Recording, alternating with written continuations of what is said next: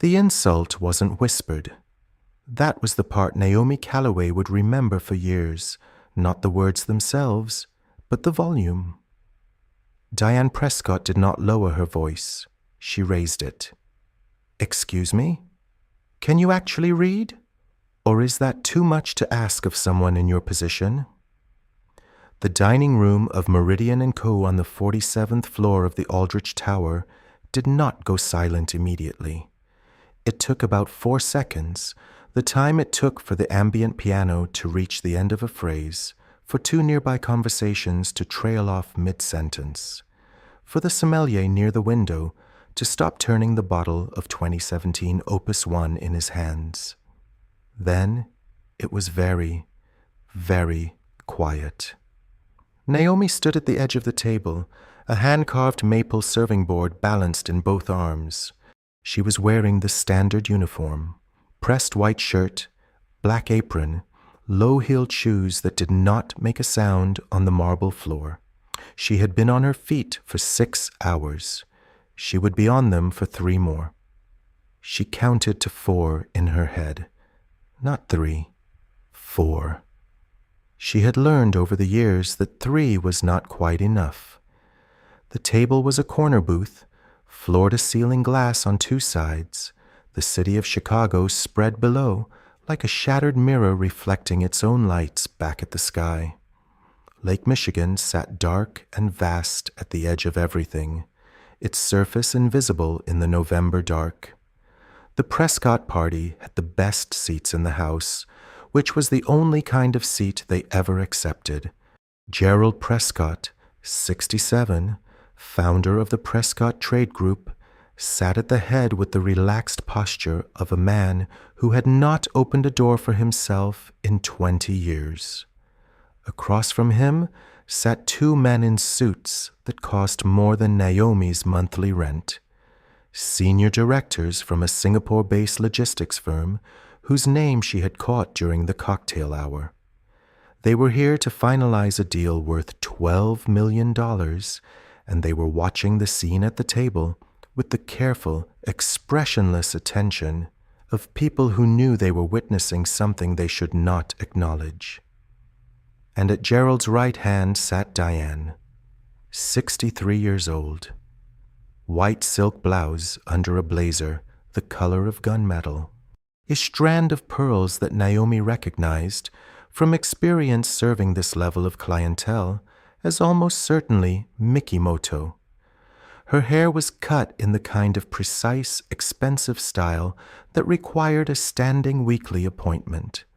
Her wrist carried a Cartier tank watch, the gold glowing warmly under the restaurant's soft lighting. She was looking at Naomi the way a person looks at a smudge on a surface they expect to be clean. "The menu," Diane said, tapping the edge of the table with one finger, "lists the 3rd course as a seasonal vegetable composition. There is nothing here about a cheese board, so either the menu is wrong or you brought the wrong dish. I'd like to know which." Naomi had already explained once, in a measured tone, that the cheese course was a standard component of the 18-course chef's tasting menu, and that it was noted on the supplemental card tucked inside the cover. She had pointed to it. Politely. Diane had not looked at the card. "I read it to you directly from the supplemental menu, Mrs. Prescott. The cheese course follows." "I heard what you said." Diane's voice cut the sentence in half. "What I'm asking is whether you are capable of understanding what a customer wants, or if that's outside your skill set." The Singapore directors did not move. Gerald Prescott closed his eyes briefly and pressed 2 fingers to the bridge of his nose. And from the back of the room, near the service hallway, a man in a dark jacket stood very still.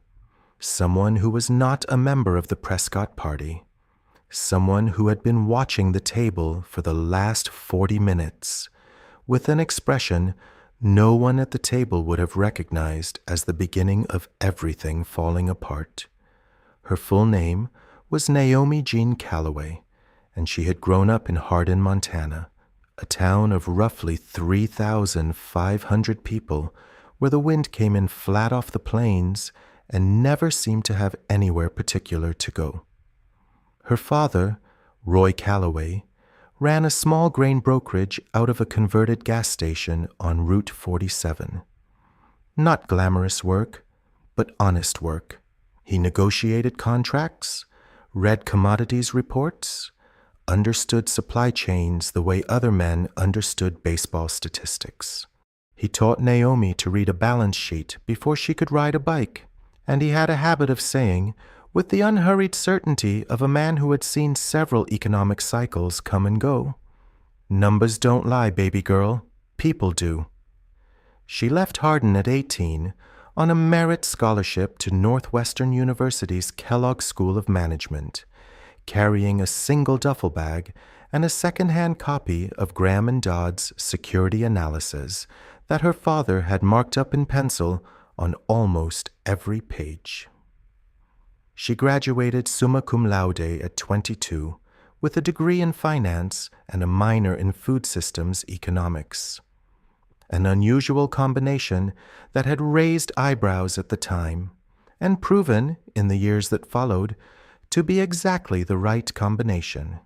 At 24, she co-founded Sterling Root Imports with her then business partner, Marcus Webb, a Chicago-born entrepreneur with a talent for schmoozing investors and a weakness for shortcuts she hadn't fully understood yet. The company specialized in ethical sourcing, premium wines, specialty olive oils, single-origin coffees, artisan spirits from small producers in Europe and South America who were being systematically undercut by distributors with deeper pockets and fewer principles. It was a good idea, a genuinely good idea. Within 3 years, Sterling Root had contracts with 14 upscale restaurant groups in the Midwest, and a distribution deal that put their products on the shelves of 2 national specialty grocery chains. Naomi owned 40% of the company. Then, Marcus introduced her to Diane Prescott's investment arm. She had been 30 years old, ambitious, still slightly in awe of men in rooms like the ones Gerald Prescott occupied. She had signed documents she had read carefully, or believed she had, not understanding that the amendment attached on page 11 had been altered from what she reviewed 3 days earlier, that the language had shifted from a protective equity clause to a dilution mechanism that would, over 18 months and 3 restructuring rounds, reduce her stake to 0. By the time she realized what had happened, Marcus had restructured the company under a new holding entity. Her legal challenge had cost her $40,000 and ended in a settlement that required her silence as its primary condition. She was 31, broke, and legally muzzled. She had found the job at Meridian Company through Dorothy Haynes, who had been her mother's college roommate, and who had quietly folded Naomi into the restaurant staff without asking too many questions that Naomi wouldn't have been able to answer without breaking the settlement terms. For 3 years, she had carried trays and memorized orders and recommended wine pairings to people who would not have noticed her on the street. She was excellent at her job, methodical, composed, deeply knowledgeable about the food and wine she served, and possessed of a memory that her colleagues found almost unsettling. She had never, not once, written an order on a notepad. She had also never told anyone at the restaurant who she had been before she arrived with a single suitcase and an envelope of reference letters that no one ever asked to see. Dorothy Haynes knew. Dorothy was careful with it. The man in the dark jacket near the service hallway knew too, but Naomi didn't know that yet, and she didn't know that he had been watching her specifically for 11 days, or that the folder in his inside breast pocket contained documents that would either save her life or destroy it depending entirely on what she chose to do next.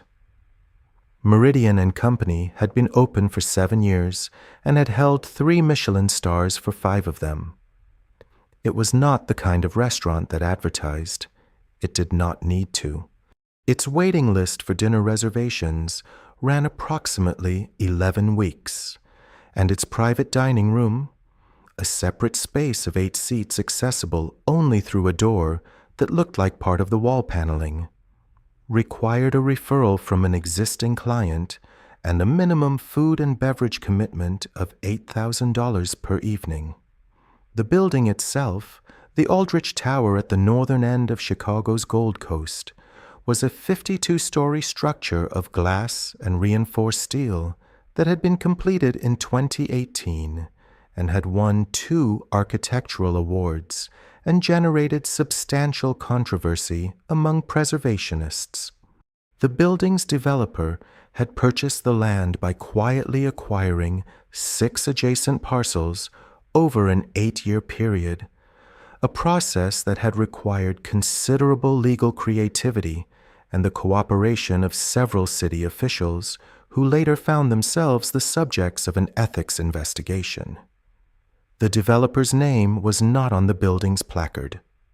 The name on the placard was Callaway Aldrich Development, LLC. Naomi Callaway had not chosen the restaurant at random.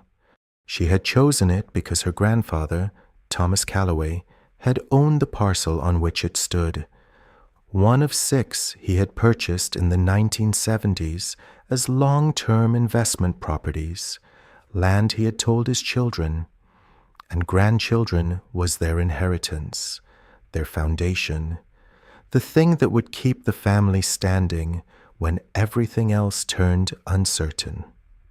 Thomas Callaway had died in 2019, and the disposition of his estate had entered a legal process that Naomi, entangled in her own financial and legal disaster with Marcus Webb, had been unable to monitor closely enough.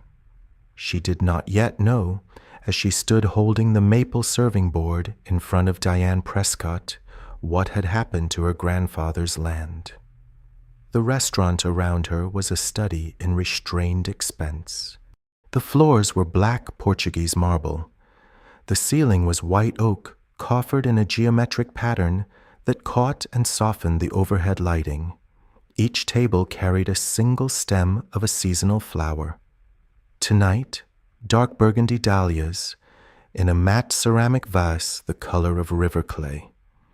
The chairs were upholstered in a deep charcoal wool that muffled the scrape of movement, and every surface had been chosen to reduce sound without creating the artificial hush of an anechoic chamber. It was beautiful.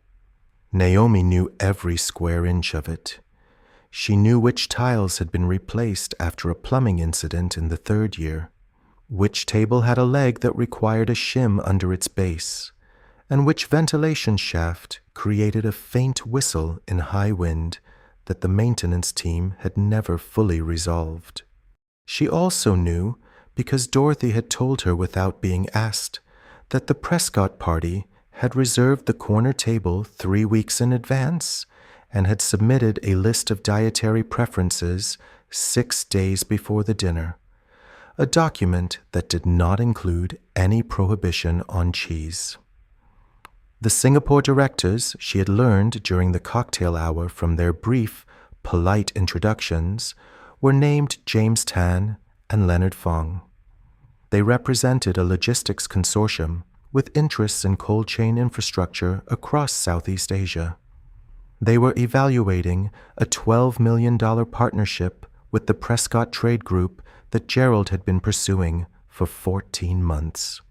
Gerald had needed this dinner to go perfectly, and it was at this precise moment, as Naomi stood absolutely still, the serving board in her arms, the entire table watching to see what she would do, that her phone, silent in her apron pocket, vibrated once with a message from a number she did not recognize, a message that contained only 5 words and a document attachment that she would not read until her break, and which would change the entire architecture of the evening. People who had known Diane Prescott for 20 years agreed on one thing: she had not always been this way. There were photographs from her 30s, a time before the money had reached its current scale, before Gerald's firm had crossed the threshold from successful to dynastic, in which she looked like a different person, lighter somehow, more present in her own face, a woman who had worked as a buyer for a regional department store chain and had been, by all accounts, exceptionally good at her job, sharp, resourceful, respected in a room full of people who had underestimated her. The transformation had been gradual, and it had a name, though no one in the Prescott circle said it aloud: Gerald. Not Gerald the man, Gerald the fortune. The process by which an enormous amount of money, accumulated over decades and managed by an army of professionals, gradually separated a person from the ordinary texture of daily life. The small inconveniences that calibrate human empathy, waiting in line, carrying groceries, being told no, being made to feel small, had been systematically removed from Diane's existence until she no longer remembered what it felt like to be subject to the same friction as everyone else. What remained was something that looked like confidence, but functioned like contempt. She was, in her own private narrative, a woman who had earned her position. She had married Gerald Prescott before the money was certain, had raised 3 children, largely without him during the years his company consumed everything, had managed the social architecture of his business life, the dinners, the relationships, the careful cultivation of the right kind of people, with a competence that she believed, correctly, had contributed meaningfully to his success. She did not receive credit for this, not publicly, not even privately, in any way that felt like genuine acknowledgement. What she received instead was access, the Mikimoto pearls, the standing reservation at Meridian Co, the Birkin bag she had purchased herself, with her own supplemental account as an annual reminder that she was not simply an accessory. And so she filled the space where recognition should have been with the management of everything beneath her: the staff, the service, the small people who moved through the rooms she occupied, and who were, in her formulation, there to be invisible when she didn't need them, and perfectly responsive when she did. She was not cruel to everyone. The distinction she drew, though she would never have articulated it this way, was between people who existed within her social field, people whose opinions carried consequence, and people who did not.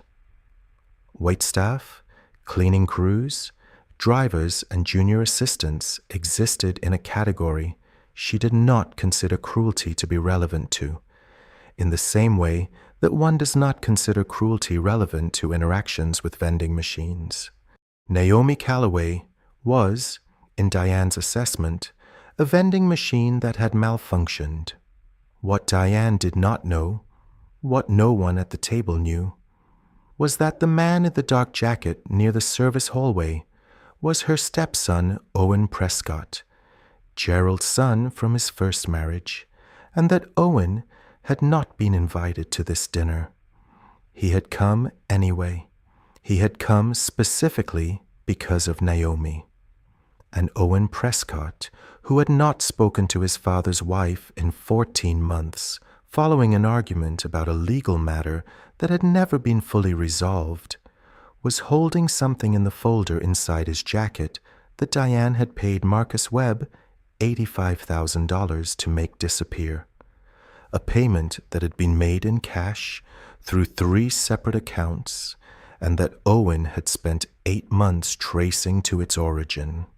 The cheese incident, as Dorothy Haynes would later call it, lasted approximately 4 minutes. It felt longer. After Diane's question, or is that outside your skill set? Naomi had set the serving board down on the side table with the practiced efficiency of someone who had decided that continuing to hold it was not going to help anything. She stood with her hands clasped behind her back, her breathing even, her face showing exactly nothing. "Mrs. Prescott," she said, "I would be happy to remove the course if you prefer. Alternatively, I can speak with Chef Renner directly if you'd like a substitution prepared. The kitchen can accommodate most requests with about 8 minutes' notice." It was the right answer. Professionally, technically, temperamentally, it was the right answer. Diane heard it as condescension. "I don't want a substitution. I want to understand why someone in your role cannot follow a straightforward instruction." She looked briefly around the table, a quick sweep that took in her husband, the 2 Singapore directors, and the other guests, and then returned to Naomi with the specific expression of a person building an audience before delivering a verdict. Is it a language issue? A reading issue? What exactly are we working with here? James Tan, the senior director from Singapore, looked at the table in front of him. Leonard Fong cleared his throat softly. Gerald Prescott pressed both hands flat against the tablecloth and said, in a tone that was barely audible, "Diane?" She ignored him. "I'm asking a reasonable question," she continued, her voice bright with the artificial reasonableness of someone who knows they are behaving badly and has decided to lean into it rather than back away.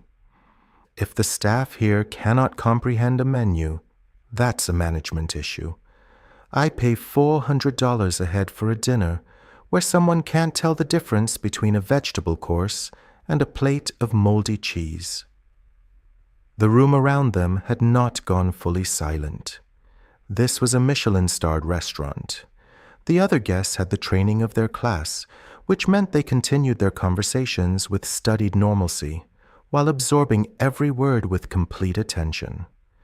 Naomi felt the heat rise in her throat and stay there.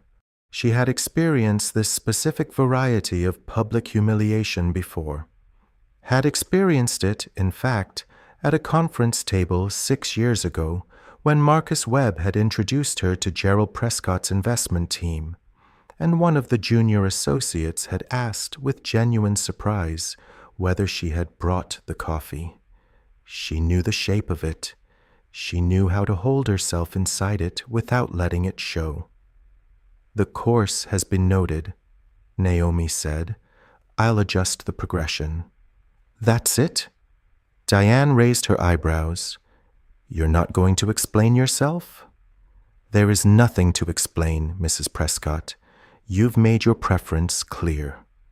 Diane studied her for a long moment, head slightly tilted.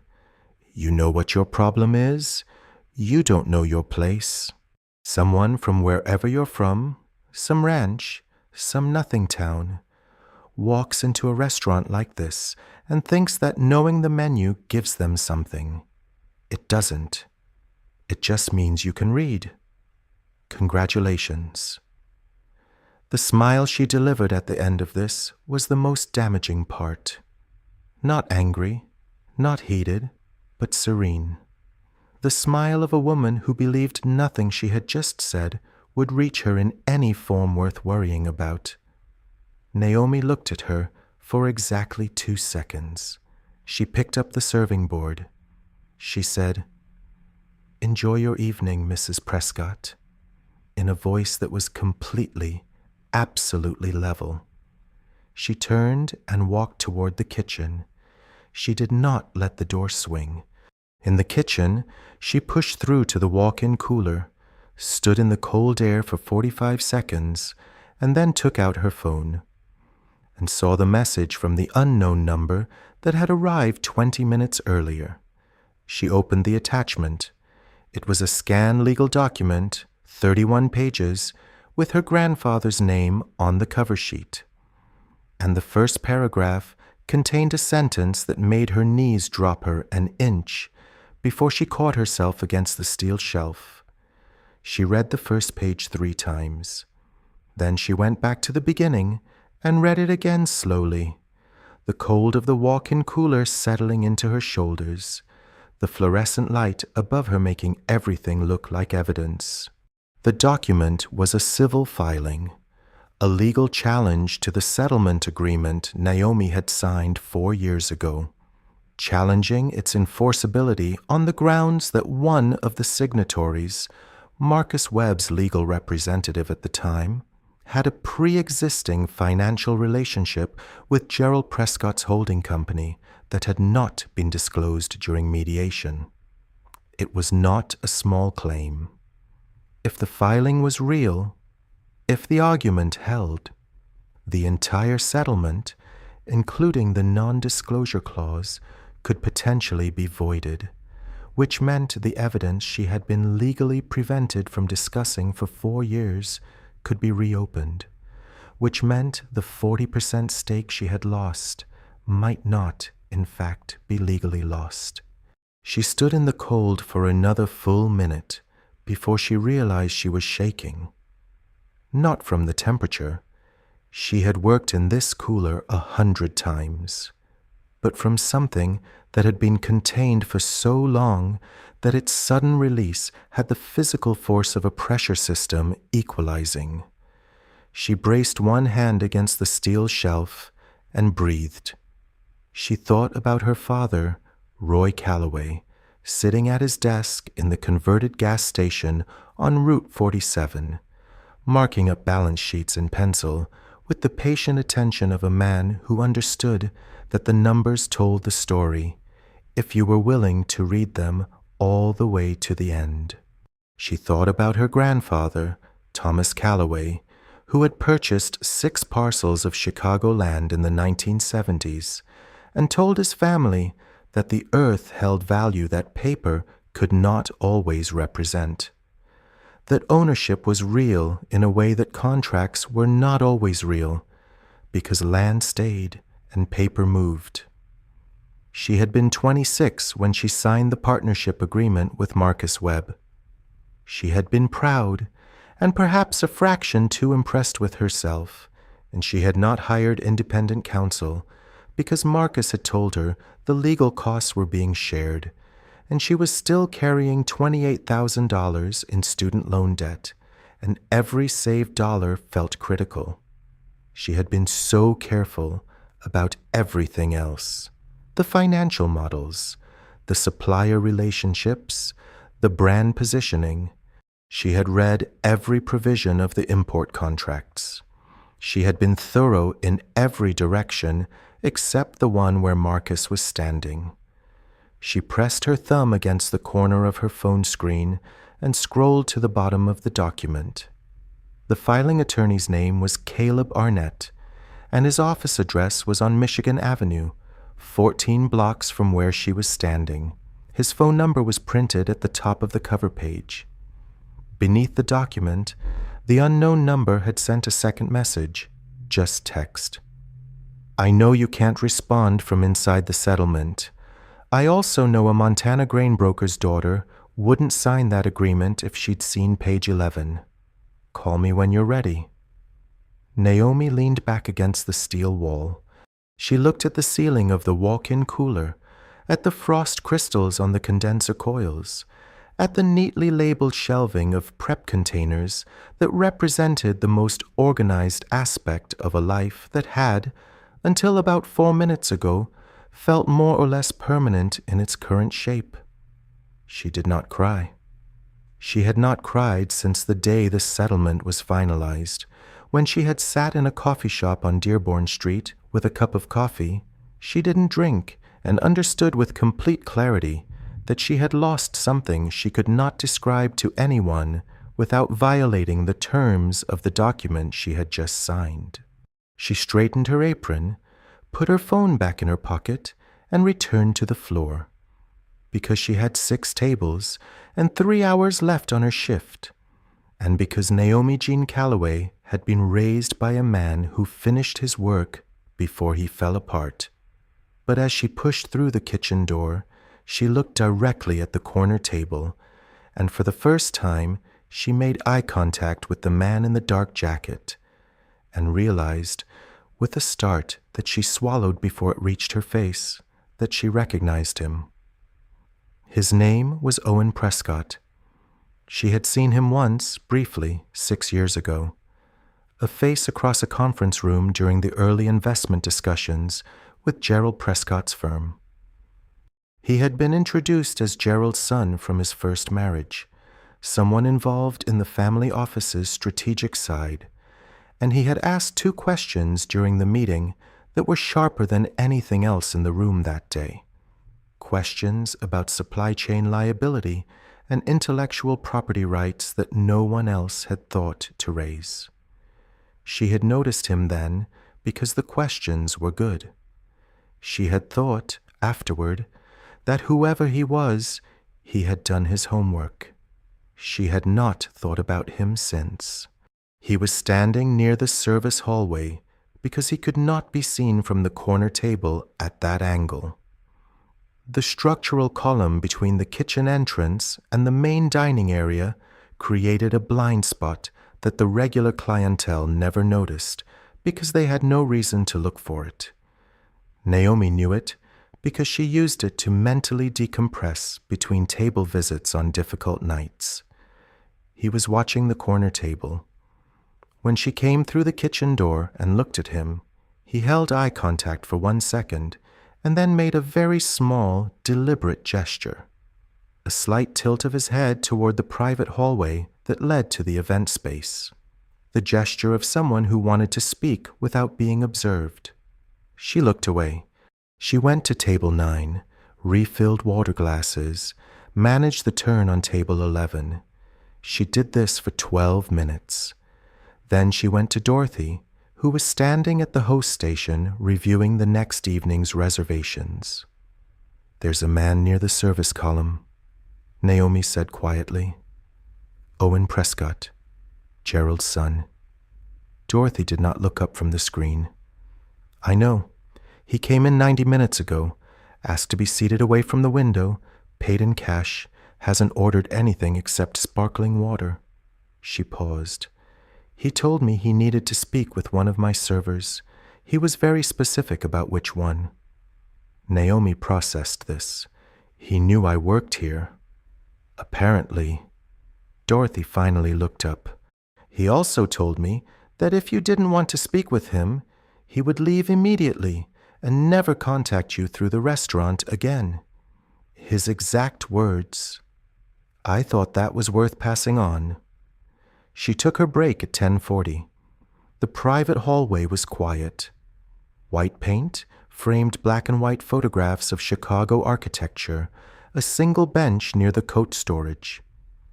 Owen Prescott was standing at the far end.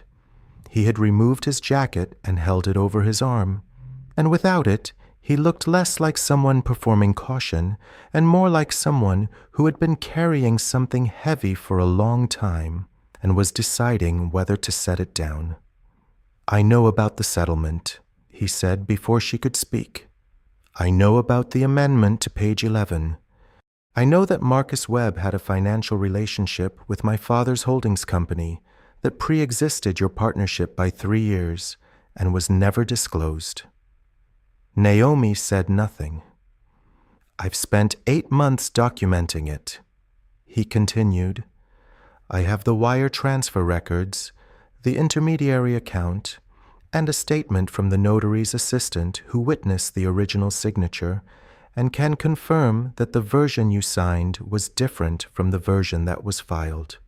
He paused. "My father didn't know about the amendment. I want to be clear about that.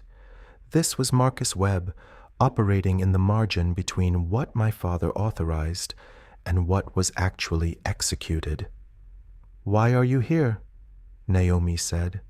"Because Diane just humiliated you in a room full of people who needed to see her do the opposite," Owen said, and because I've been watching you work in this restaurant for 11 days, and I think you deserve to know that you're standing in a building your grandfather's estate still has a legal claim to."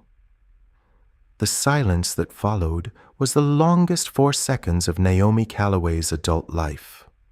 Thomas Calloway had purchased the parcel at 1140 North Lake Shore Drive in 1974 for $47,000.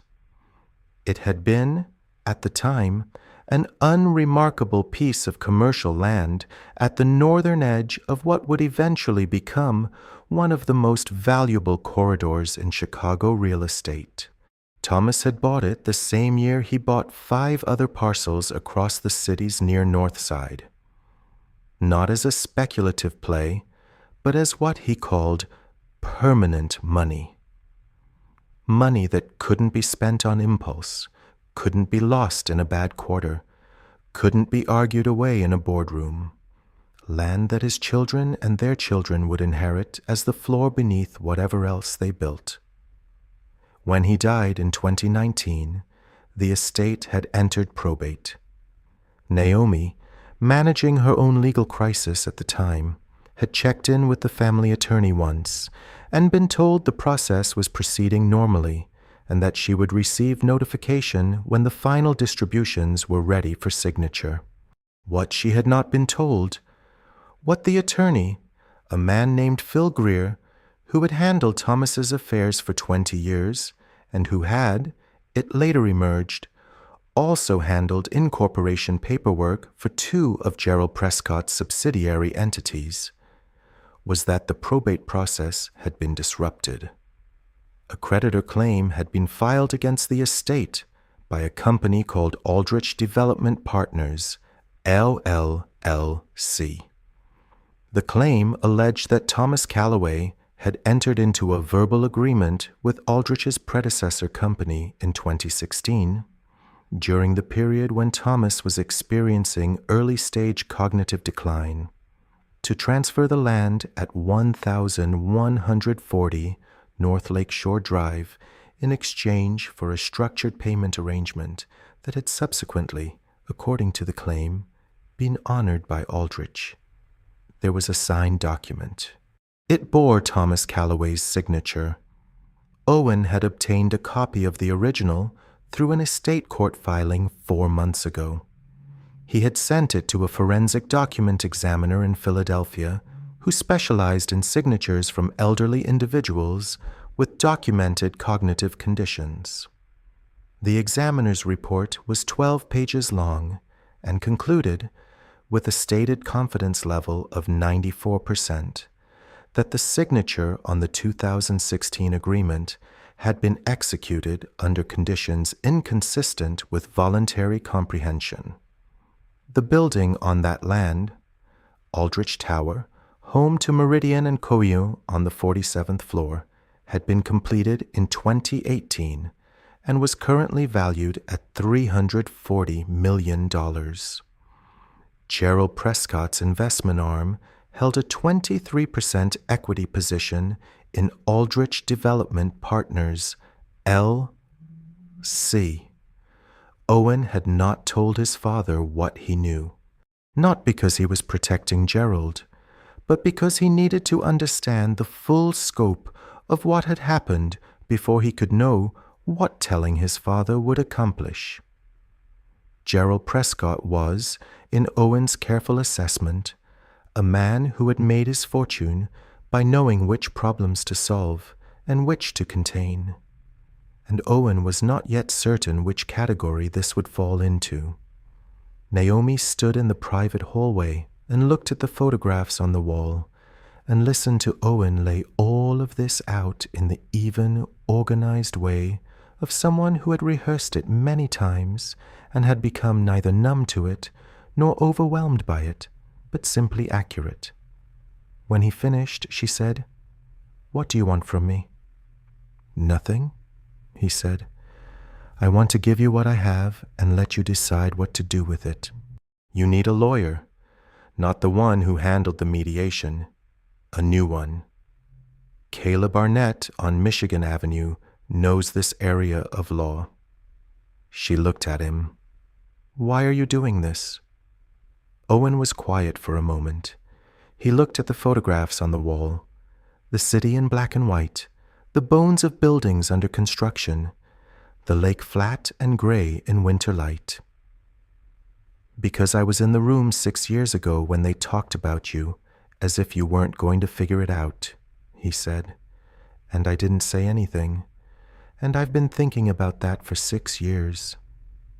She looked at him long enough to decide that whatever else was true, this particular thing, the 6 years, the silence, the weight of it in his voice, was completely real.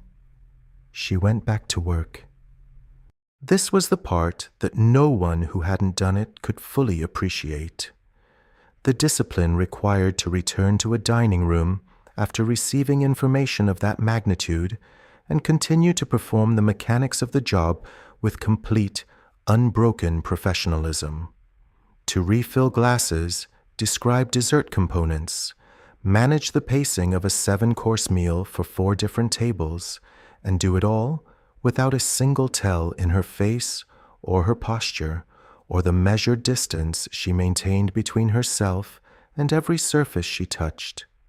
She did it because she had been doing it for 3 years. She did it because Roy Calloway's daughter didn't walk off the floor. And she did it, honestly, because the alternative was to stand in the private hallway and lose the structural integrity she had been maintaining by small, deliberate acts of will for the better part of 4 years, and she did not trust herself to rebuild it quickly enough to be useful. The Prescott table finished their dinner without further incident. Gerald had, at some point during the main course, said something quiet to Diane that had settled her into a tighter, more contained version of her earlier displeasure, still present, but directed inward rather than outward. The Singapore directors ate well and drank thoughtfully, and left without committing to anything visible, which Gerald's expression told her was not the outcome he had needed. At 11:15, when the corner table cleared, Naomi collected the final service items and noticed that Gerald Prescott had left a folded note beside the check presenter. Not for the restaurant. There was no way to know this for certain, but her instinct from 3 years of reading tables was rarely wrong. The note was folded once and placed precisely, as if set down by someone who had thought about it. She did not open it until she was in the staff room at the end of her shift. It said, "I apologize for tonight. It should not have happened. R.G. Prescott. Not my wife. Not the situation. Just, it should not have happened." As if the apology were for something that existed outside either of them, a force of nature that neither had fully controlled. She folded it back along its crease and put it in her coat pocket. At 11:40, she sat in the staff room with her phone on the table and the folder Owen had handed her in the hallway open beside it. She read through the document summary he had prepared. 8 months of work organized into a 17-page outline with source references and legal citations, and a timeline that mapped every transaction, every filing, every discrepancy from the day she had signed the partnership agreement to the day the probate creditor claim was filed. It was thorough. It was careful. It was the work of someone who was trying to get something right, rather than simply trying to win. Dorothy Haynes came in at midnight, poured 2 cups of coffee from the staff carafe, and sat down across from her without asking. "Owen Prescott," Dorothy said. "Yes." "His mother worked at the Aldrich Tower building before it was built," Dorothy said. "When it was still a parking structure. She managed the lease operations. She's the one who told Owen about the original land ownership records. She'd seen them in an old filing cabinet and remembered the name." Naomi looked up. "She told him 2 years ago," Dorothy said. just before she died? The coffee was too hot to drink, but Naomi held the cup anyway, letting the warmth move through her palms. She made the call to Caleb Arnett's office at 12:17 in the morning, left a message on the after-hours line, and then sat for a long time in the quiet of the empty staff room, listening to the city outside the window begin its slow shift from night to the thing that came just before morning. That particular quality of silence that felt less like absence and more like the world gathering itself for whatever came next. Caleb Arnett called back at 7:50 the following morning.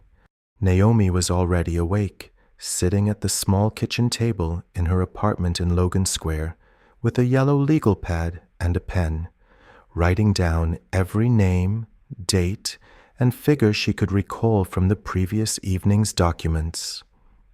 The habit of someone who had learned, the hard way, to create her own records. Arnett's voice was measured and direct. He asked 3 questions in rapid succession: whether she still had physical access to the original 2014 partnership agreement, whether she had ever signed any subsequent documents referencing the equity structure, and whether the attorney who had represented her in the mediation was still practicing. His questions were surgical in the way that suggested he had already read the filing Owen had submitted and knew exactly what he was working with. They met at 9 o'clock in his office on Michigan Avenue, a quiet 2-room suite on the 14th floor with a view of the lake and bookshelves organized with the methodical density of someone who read everything and discarded nothing. Caleb Arnett was 40 years old, sandy-haired, with the slightly rumpled quality of a person whose physical presentation consistently underperformed relative to the precision of his actual work. He had the original filing on his desk before she sat down.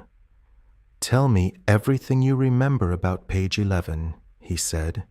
She told him. All of it.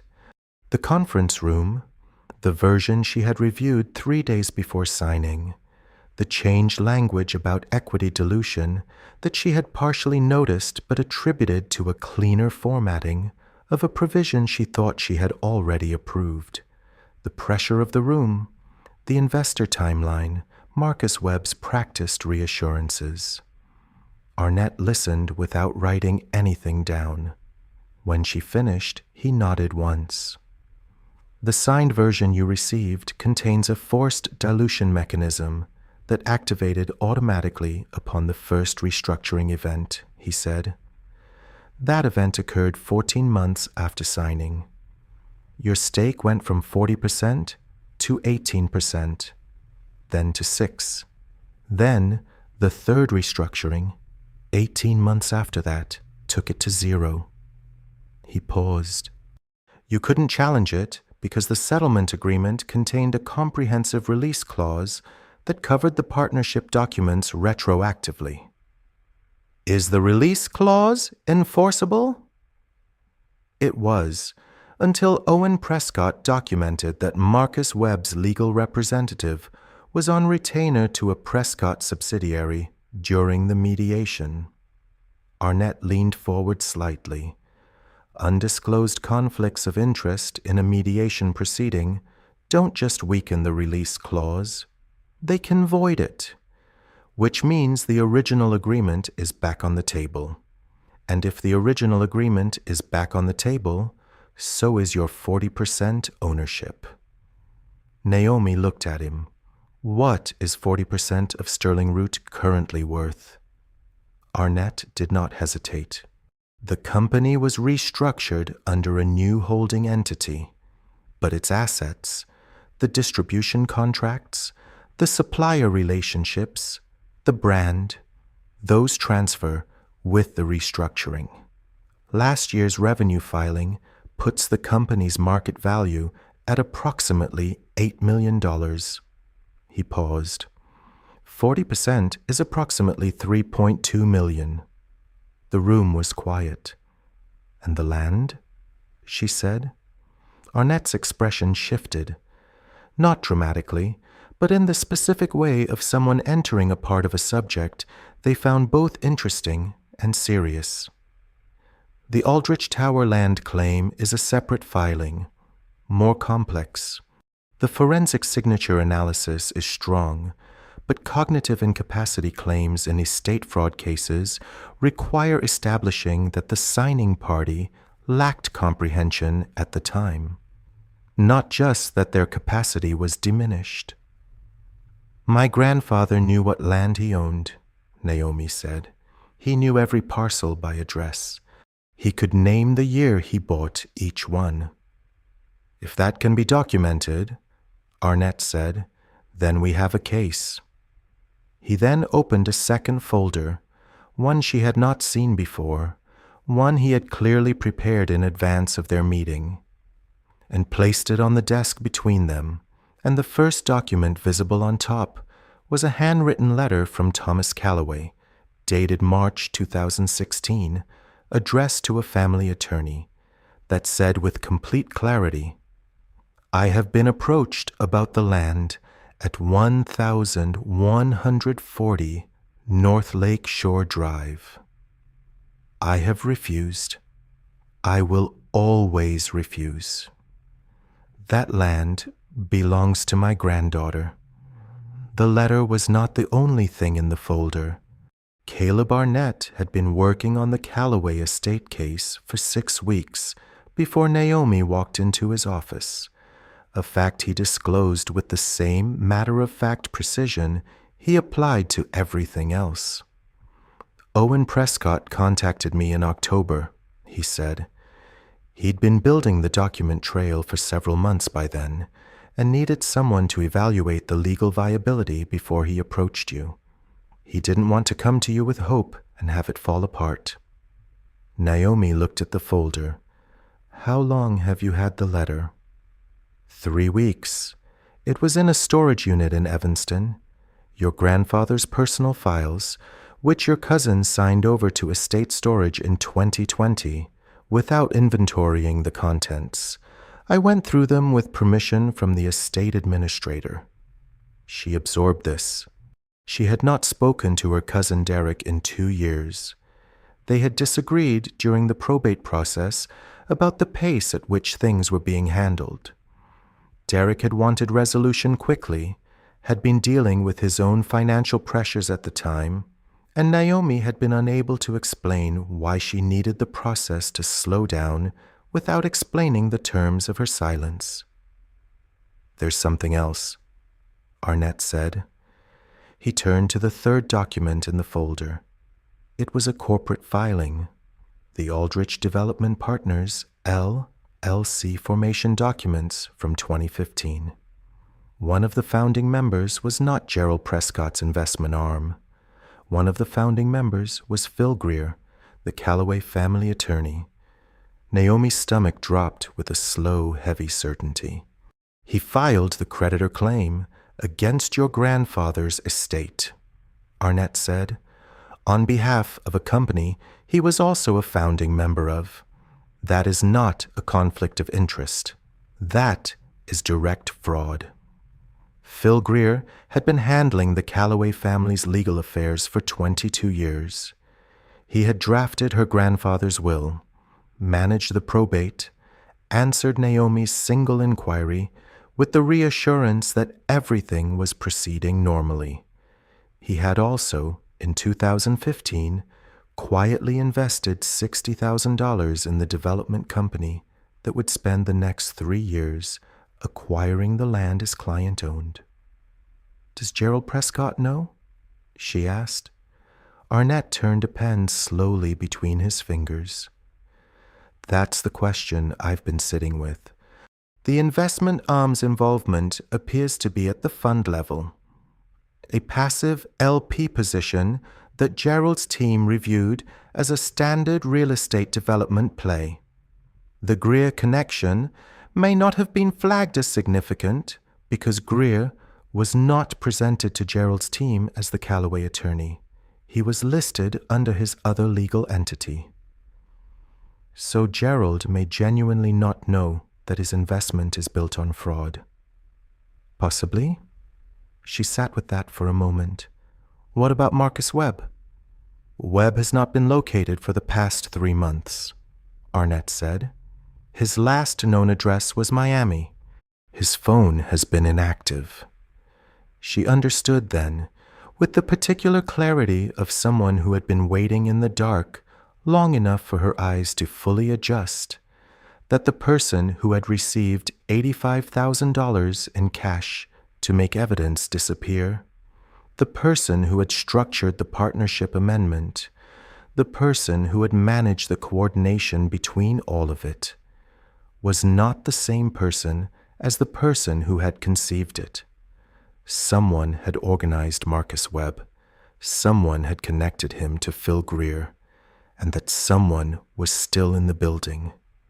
Owen called her that afternoon. She was walking along the lakefront path, the November wind off Lake Michigan sharp enough to make her eyes water, her hands in her coat pockets, the legal pad from the morning still folded in her bag with its columns of dates and figures. "My father wants to meet with you," Owen said. Naomi kept walking. "Why?" "He found out about the Greer connection this morning. I told him." A pause. "He was on the phone for 4 hours after that. I've never heard him like that." She had been trying to form a picture of Gerald Prescott that was accurate. Not the broad outline of the man who had sat at her table last night with practiced ease. Not the figure that represented a $400 million enterprise, but the actual person. The man who had written a brief, careful apology on a folded note. The man whose son had spent 8 months correcting something on his behalf. Owen had told her, the previous evening, that Gerald hadn't known about the amendment. She had not fully decided whether to believe this. It was the kind of statement that was convenient and also possibly true. These were not mutually exclusive conditions. She asked Owen, "Did he know about Greer?" "No, I'm certain of that. Greer was brought in through Webb. Dad used his firm for 2 unrelated estate matters in the early 2000s, which is how Greer had the relationship to leverage. But the Aldrich deal was put together below the level at which Dad reviews investments. His fund bought into a company that stole land from a sick old man. Yes." Owen didn't qualify it. "He knows that." They met the following evening, not at a restaurant, not at an office, but at a park bench near the lakefront in Streeterville. Gerald Prescott in a camel hair coat, his hands folded, looking, for the first time in Naomi's observation of him, like a man of his actual age. He said, "I owe you an apology for last night. That's first. What my wife said was wrong, and I am sorry I didn't stop it sooner." Naomi waited. "I'm also going to tell you something that will be relevant," he said. "The Aldrich LP position, my fund's investment, I'm going to withdraw it. That process will take 90 days and will cost the fund approximately $4 million in unrealized losses. I'm telling you this not to ask for anything in return, but because it changes the legal landscape for your claim, and you should know about it." "Why would you do that?" Gerald looked at the lake. "Because my attorney bought into a fraud to steal land from a man who had just been diagnosed with dementia, and I paid that attorney for legal work for 15 years and never asked the right questions about his other business, and a woman who built a legitimate company is working tables in a restaurant on land her grandfather owned because people in my orbit decided she was easier to take from than to deal with fairly." He paused. "I'm 67 years old. I've built a lot of things. I'd like to understand what they were actually built on before I run out of time to do something about it." It was not an absolution. He was not asking for one. Naomi sat beside him for a moment, watching the wind flatten the surface of the lake into something that looked almost like steel, and thought that whatever came next, whatever the lawyers found or the courts decided, the most disorienting thing that had happened in the past 24 hours was not the discovery of the letter or the Greer connection or the $3.2 million equity claim. It was the fact that the man whose wife had humiliated her in public had come to a park bench in a camel hair coat to tell her the truth when he absolutely didn't have to. Diane Prescott found out about the meeting on Tuesday. She found out because she had a standing arrangement with Gerald's personal assistant. Not a formal arrangement. Nothing that could be called surveillance, just the understanding that she was to be kept informed of her husband's calendar when the circumstances warranted it. The assistant, a young woman named Angela, who had worked for Gerald for 3 years and was paid very well, and was also in Diane's internal accounting, somewhat afraid of her, sent a text on Monday evening. Lakeshore bench meeting with N. Calloway, 6 p.m. Diane spent the next 12 hours making calls. Her first call was to Marcus Webb's last known number. No answer. She tried twice more and then moved on. Her second call was to Phil Greer. He answered on the second ring, and the conversation was brief and ended with Diane saying, in the measured tone she used when she wanted someone to understand the ceiling, "If this goes to a court filing, everything you did is public record. I would think very carefully about what your exposure looks like before you decide how cooperative to be with anyone asking questions." Her third call was to a contact at a business reporting publication who had, on 2 occasions in the past, run items favorable to Prescott-related business interests in exchange for advance access to company announcements. She did not ask for anything specific. She simply noted, in a conversational tone, that a former hospitality worker with a history of failed business ventures was pursuing a legal claim against several Prescott-affiliated entities, and that the claim's merits were, in her view, questionable. None of this was traceable to Diane directly. None of it would accomplish what she intended, though she did not yet know this. What Diane had not accounted for, what she had consistently failed to account for in her assessment of Naomi Calloway, was that Naomi did not respond to pressure by moving. She responded to it by going still, the way her father had taught her by example, the way the grain brokerage had required.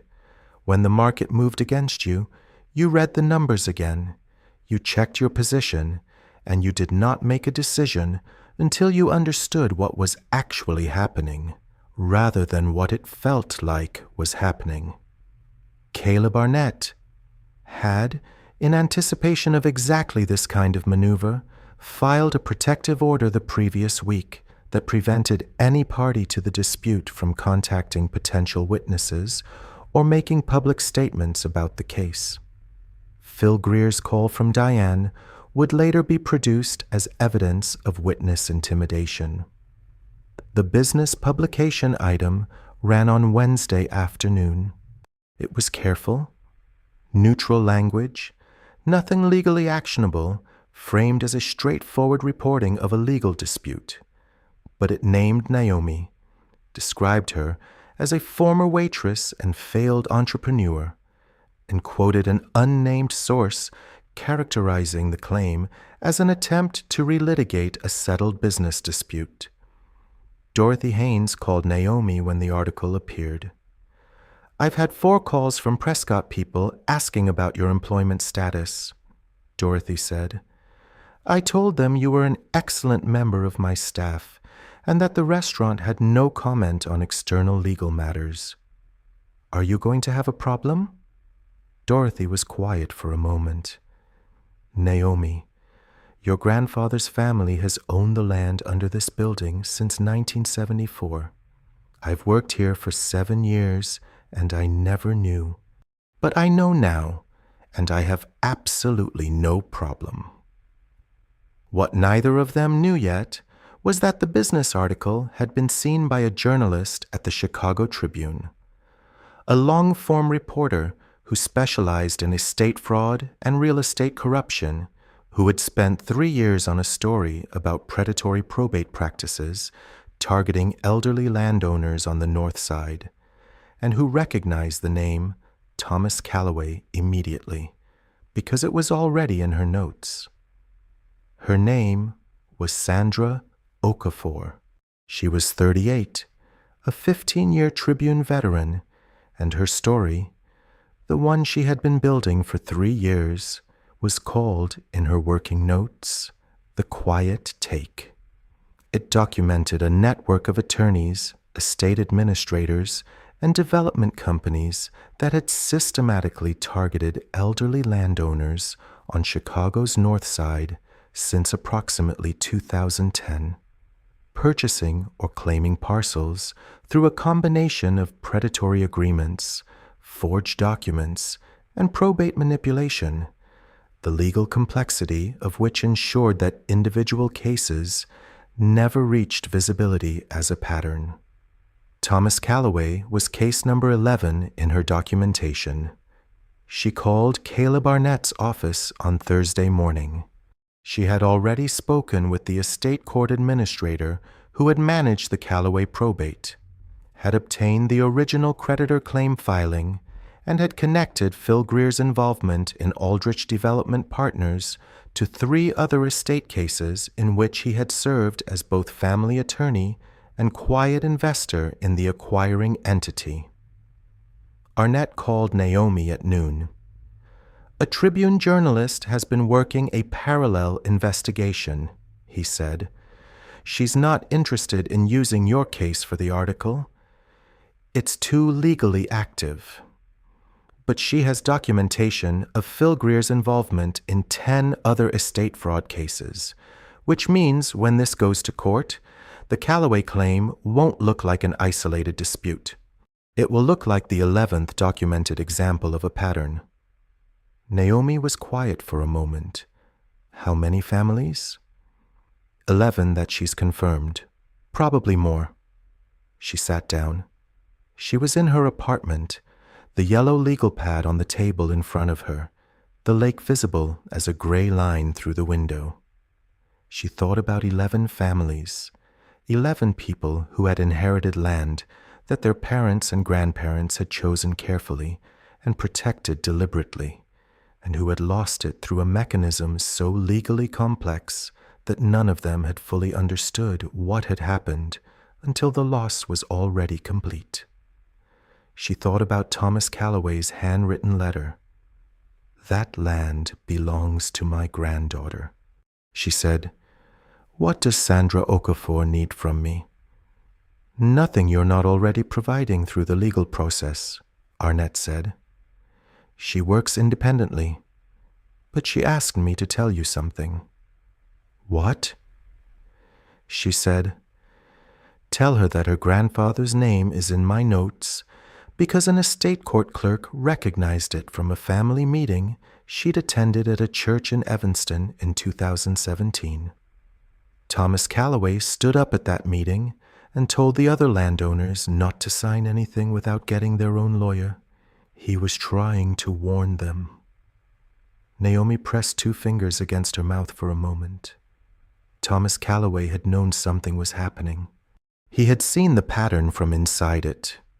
The approach letters, the structured meetings, the pressure on elderly owners to convert land to liquid assets, the attorneys who showed up conveniently with pre-prepared documents. And he had tried, in the way of a man who understood the value of what he owned, to warn the people around him. He had not been able to stop what happened to his own parcel because by 2016, his capacity had been declining for months, and Phil Greer had been managing his correspondence. Diane Prescott's withdrawal from the Aldrich LP position had created a procedural disruption in the development company's finances that, combined with the Tribune investigation and Arnett's legal filings, was beginning to generate the specific kind of institutional attention that made everyone involved very careful about what they said and to whom. Marcus Webb surfaced on Friday, not voluntarily. He was located by a process server at an address in Fort Lauderdale, served with a deposition notice, and photographed walking out of a building carrying a Starbucks cup and looking, according to the process server's report, like someone who had been waiting for this and hoping it wouldn't arrive. The deposition was held in a conference room on the 32nd floor of a building on Wacker Drive on a Tuesday morning in December. Marcus Webb arrived with 2 attorneys and the particular posture of a man who had convinced himself, during the weeks between the service of notice and the actual deposition, that he had a workable position.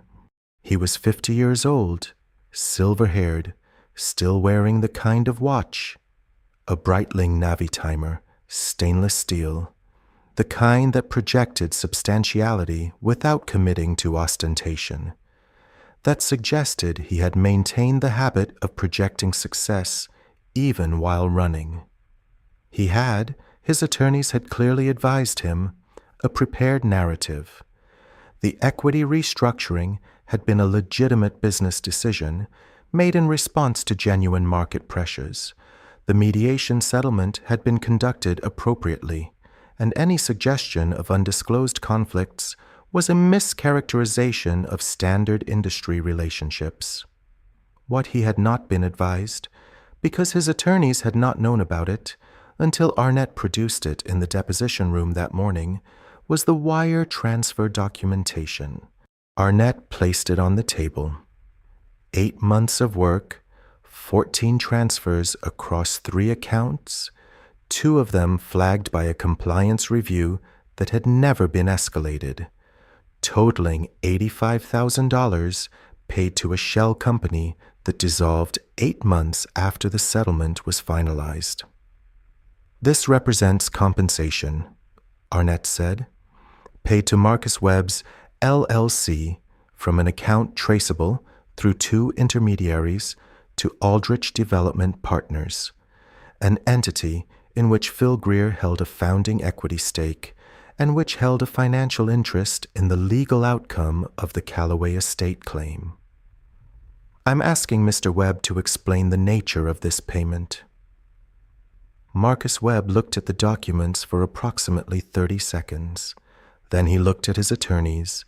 Then he said, in a voice that had lost its prepared quality entirely, "I want to speak with my counsel privately."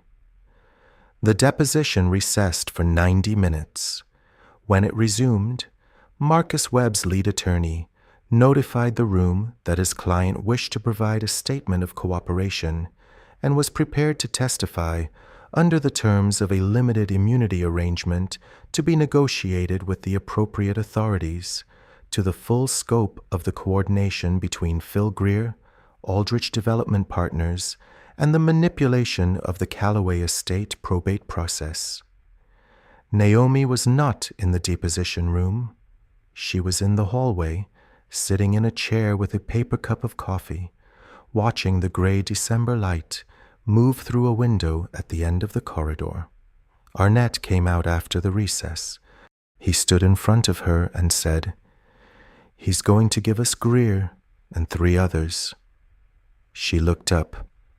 "It's bigger than we thought," he said. Greer was the central node, but there were 2 other attorneys in the network and a probate court administrator who flagged cases for them. 11 families confirmed. Webb thinks there may be as many as 17. Naomi held the paper cup with both hands.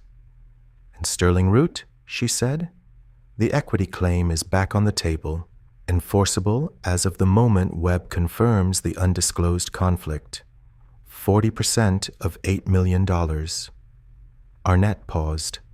plus 4 years of dividends at the rate of a 40% holding, calculated from the date of the first restructuring. She did the math. She had been doing math since she was 8 years old in a converted gas station in Hardin, Montana. And she did it now without a notepad or a calculator. She set the paper cup down on the chair beside her, pressed both hands flat on her thighs, and breathed out slowly. Not from relief, not quite yet, but from the particular sensation of a thing that has been held at arm's length for so long that the first moment of its release feels less like victory and more like the sudden absence of a weight you had forgotten you were carrying. The story ran on a Sunday. Sandra Okafor's piece in the Chicago Tribune was not short. It was 4,200 words, published in the print edition with a photograph of the Aldrich Tower on the front page of the business section and a subheadline that read, "How a Network of Attorneys and Developers Systematically Stripped Northside Families of Inherited Land." Phil Greer was named 11 times. Marcus Webb was named 7. The Aldrich Development Partners entity was named throughout. Gerald Prescott's fund's passive LP position was noted in a single paragraph that also noted the fund's voluntary withdrawal from the investment, which Arnett had quietly ensured Sandra Okafor was aware of before publication. Diane Prescott was not named in the article. She was named, however, in the subsequent filing that Caleb Arnett submitted to the State Attorney General's office, which included the records of her phone call to Phil Greer on the day after the Lake Bench meeting, along with Angela the assistant's text message as documentation that Diane had been actively monitoring Gerald's communications. It did not constitute criminal witness intimidation on its own, but it established a pattern that the state AG's office found worth examining in the context of a broader investigation. It was Owen who told Naomi about the board. Gerald Prescott, 2 weeks after the Tribune piece ran, had called a meeting of the advisory board of the Family Foundation, a body that Diane had chaired for 9 years and that had served, in Naomi's assessment, as the primary social architecture of her public identity. The foundation was her project. The dinners, the galas, the philanthropy. It was the structure through which she was a person of significance, independent of Gerald's money. The board had voted, 8-2, to ask Diane to step down from the chairmanship pending the resolution of the Attorney General inquiry. Gerald had not voted against her. He had abstained. The 2 votes in her favor were a pair of longtime social allies who had been, Naomi gathered from Owen's account, too afraid of Diane to vote against her and too aware of the evidence to vote for her with full conviction. The social reversal was swift and comprehensive. The same people who had participated in Diane's world, the standing dinners, the charity committees, the careful cultivation of proximity to the Prescott name, began a quiet, efficient distancing that was more devastating than any public confrontation, because it left Diane with no audience for her defense and no venue in which her performance of normalcy could be credibly maintained. She did not leave Chicago. That would have been too clear an admission. She remained in the house in Lincoln Park, attended several events in the weeks that followed, and was received everywhere with the specific courtesy that Chicago's wealthy reserved for people who were in the process of becoming cautionary figures, gracious, slightly formal, containing no warmth. Gerald, for his part, moved through the situation with the deliberate, unhurried quality of a man settling his accounts. He did not separate from Diane. That was between them in a way that wasn't Naomi's to interpret.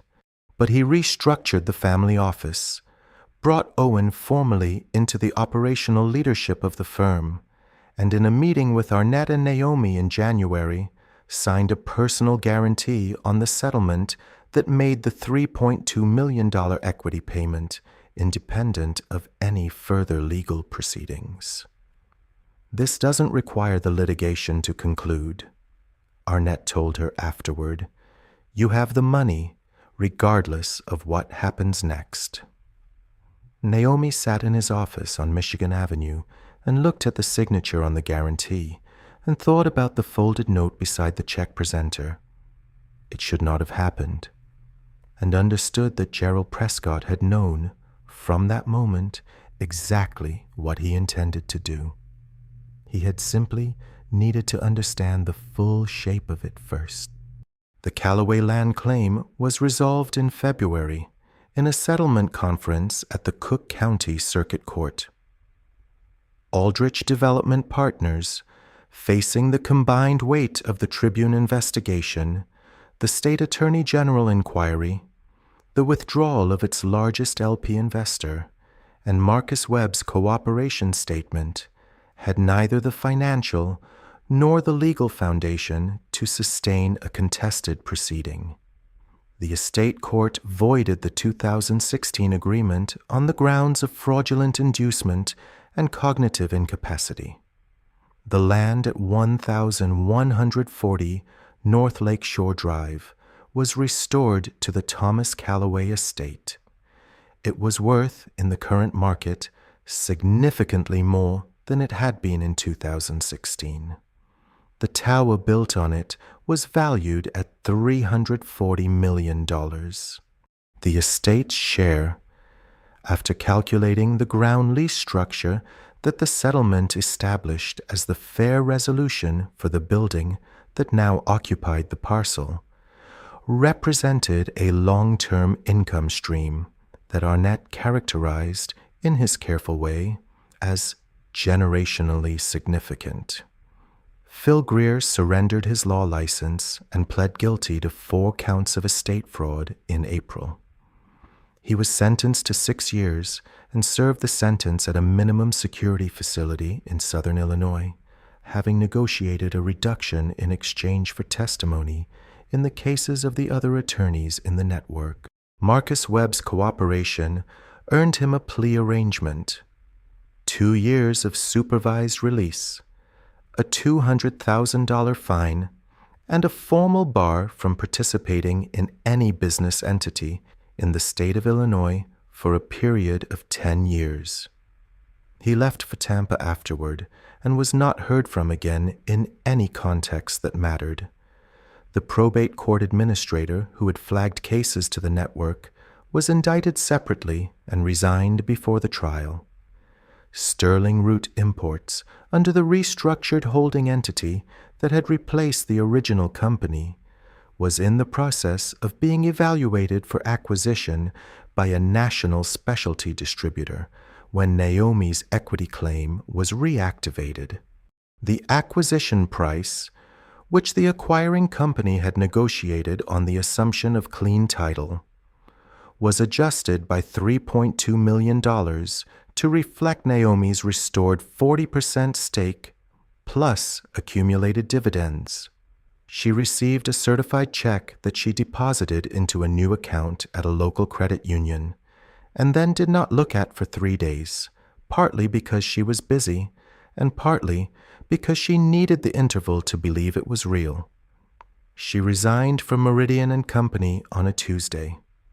She brought Dorothy Haynes a bottle of the wine she had helped source in the early years of Sterling Root, a small production Burgundy from a family vineyard she had visited herself, a vineyard that was still, because of the supplier relationships she had built, one of the company's best accounts. Dorothy accepted the bottle and held it for a moment. "Your grandfather would have liked knowing you came back to this building," she said.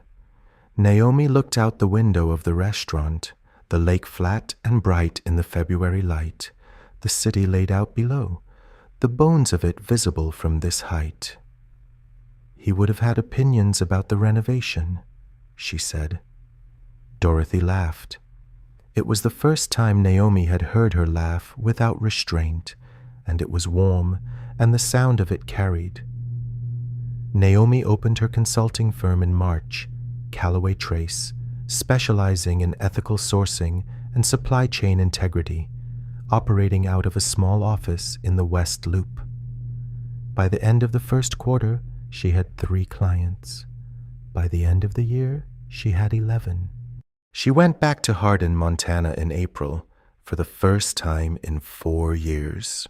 She sat with her father in the converted gas station and drank coffee, and he asked her questions about the balance sheet of the settlement with the same patient attention he had given everything in his life. And at the end, she showed him the numbers, and he looked at them for a long time and then said, without particular drama, "Your grandfather always said that land waited for the right person to claim it." She drove out to the edge of town that evening, alone, on the flat road where the wind came in off the plains, and she stopped the car and stood outside in the cold for a while, looking at nothing in particular. Just the sky and the grass and the vast, unhurried quiet of a place that had always been exactly what it was. And she thought, I made it back. And then she thought, I was never lost. I just needed more time. 6 months after the settlement, Owen Prescott called and asked if she wanted to get coffee. He was direct about it, in the way he was direct about everything. I'd like to see you. Not professionally.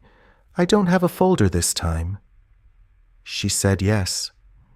They met at a coffee shop in the West Loop, 2 blocks from her office. A neighborhood place, not the kind that required a reservation or had a sommelier. Just good coffee, and tables that wobbled slightly, and a window that looked out onto a street where people moved through their days with ordinary purpose. He had been running the Prescott family office for 4 months by then. The restructuring had been significant. A reduction in the fund's scope, a return to direct investments Gerald could personally evaluate, a quiet unwinding of several LP positions that had accumulated over the years without adequate scrutiny. It was the work of someone who took seriously the idea that size and complexity could be forms of evasion, and who had decided to build something he could actually see. "How's your father?" she asked. "Better than I expected," Owen said. "He's quieter. He goes to bed earlier. He asked me last week what I thought he should have done differently." A pause. That was the first time he'd ever asked me that. "What did you say?" I said he should have asked better questions sooner. He thought about that for a while, and then said he thought I was right. Owen looked at his coffee. That was also new. They talked for 2 hours, about the firm, about Callaway Trace, about the 11 families whose land claims were still working through the system. 3 had been restored, the others pending, but the pattern was visible now and the court was moving. About what it was like to grow up in a family where the money was so large it functioned as a kind of climate, something you existed inside rather than possessed. About what it was like to grow up in a converted gas station on a Montana plain, learning to read balance sheets by watching a man who understood that numbers were moral as well as mathematical. He walked her back to her office afterward. The spring was just arriving, still cold at the edges, but the light had the quality of something returning rather than just continuing. At the door, he said, "I'd like to do this again." She looked at him. She thought about everything that had happened in the 5 months since a man in a dark jacket had stood near a service column and watched a table he was not sitting at. She thought about the folder and the letter and the coffee in the staff room at midnight and the park bench and the way he had said, with the plainness of someone telling a fact, "I didn't say anything, and I've been thinking about that for 6 years." she said. "I'll be in Hardin for a week in July. My father wants to show me some property he's been thinking about." Owen was quiet for a moment. "Montana," he said. "Montana," she confirmed. "I've never been." "It's very flat," she said, "and the wind does whatever it wants, and there's nothing to do in the evening except look at the sky." He considered this with the serious attention he gave everything. "That sounds like exactly what I need," she smiled. "Then bring good coffee. My father will test you on it." He laughed, a real laugh, unguarded, and she filed that away. They had dinner in June, and then again in August, and in October, on a night when the wind off Lake Michigan had that particular quality of the beginning of winter, the same wind that had been blowing on the night Diane Prescott had pointed a finger across a corner table and asked in front of everyone whether a waitress could read. Naomi Calloway sat in her West Loop office in the quiet of early evening, her laptop open, a spreadsheet of client accounts on the screen.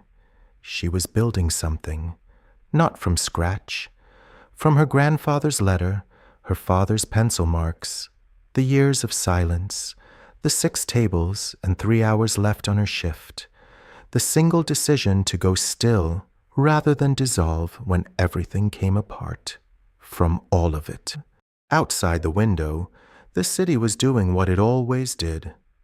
Moving, building, breaking, rebuilding. The lights coming on one by one in the towers above the lake, and somewhere on the 47th floor of the Aldrich Tower, in the corner table at Meridian Co, someone was ordering the 18-course tasting menu, the cheese board and all, and the sommelier was turning a bottle with care, and the amber light was catching the crystal glasses, and the lake was dark and vast and going nowhere. As it had been, as it would be, as it was.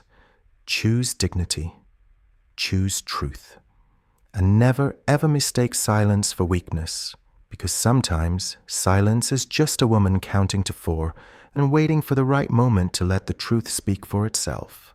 So that's the end of the story.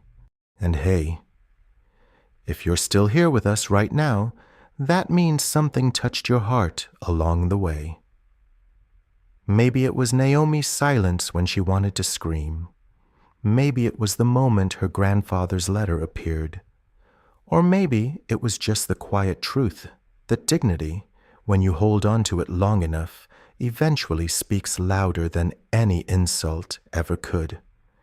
The Stoics used to say, Marcus Aurelius wrote it plainly in his journals, not for an audience, just for himself. You have power over your mind, not outside events. Realize this, and you will find strength. Naomi didn't fight back with anger. She fought back with patience, truth, and the slow, steady work of someone who refused to let cruelty have the final word. And that's the lesson, really. Not just for her, for all of us. When someone tries to make you feel small, remember, small people need to shout, strong people wait. Because the truth doesn't need volume, it just needs time. If this story moved you, if even one moment felt like it was speaking directly to something you've lived, please take a second and hit that like button. Share it with someone who might need to hear it today, and subscribe so we can keep walking through these stories together. Your presence here genuinely matters to us, more than you know. This story is a work of fiction created entirely for entertainment, emotional reflection, and storytelling purposes. All characters, including Naomi Calloway, Diane Prescott, Gerald Prescott, Owen Prescott, Marcus Webb, and all others, are completely fictional and do not represent any real individuals, living or deceased. All events, companies, legal proceedings, Locations used in a narrative context and situations portrayed are invented. Any resemblance to actual persons, organizations, or real-life events is purely coincidental and entirely unintentional. The legal, financial, and estate scenarios depicted are dramatized for storytelling and should not be interpreted as legal advice or factual representations of real processes. This content is designed to explore themes of resilience, integrity, and justice through fictional narrative, not to make factual claims about any real person or institution. Thank you for watching with an open and understanding heart.